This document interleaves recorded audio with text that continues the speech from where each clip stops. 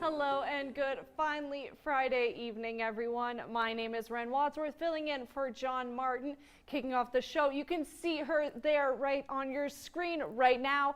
We're going to hand things over to our chief meteorologist, Tracy Smith, for a look at our forecast.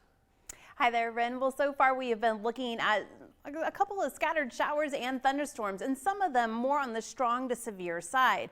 The severity has since dropped, and areas that were under a severe thunderstorm watch in the eastern plains are now expired. We are looking at some of our stronger storms diminishing as we continue through the evening, but we're still hanging on to a couple of scattered showers and thunderstorms tracking there right along I-90. We're not seeing anything too concerning, but you can see areas of heavy rain moving just to the east of Billings, working its way into the Miles City area. Of course, we know we have the bucking horse sale going on, so we're keeping a close eye on them. And then, of course, we're also tracking some very strong and gusty winds out of western and central Montana. Most of our wind gusts at the current hour are into the 20 to about 50 mile per hour range. And of course, coming up in your full weather forecast, we're going to break down the details of some wind advisories that we've got going on in western Montana, as well as wind advisories and high wind warnings across our western foothills into northeastern Montana.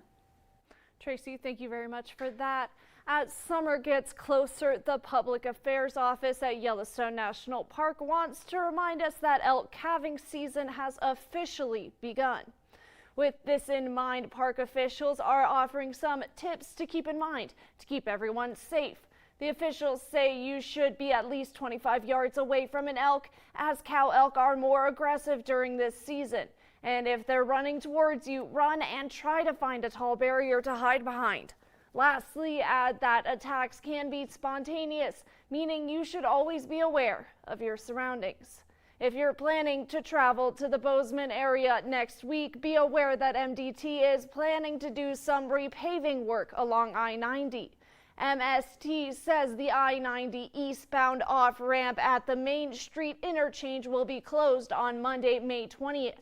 They plan to keep it closed for just a few hours in the morning in order to complete the paving between the two roads.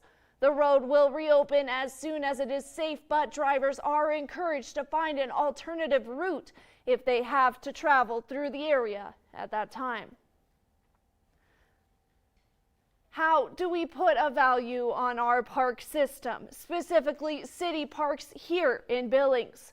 John Martin sat down with Billings Park Director Mike Pigg for his perspective on the state of our city parks and what they mean to both visitors and residents alike.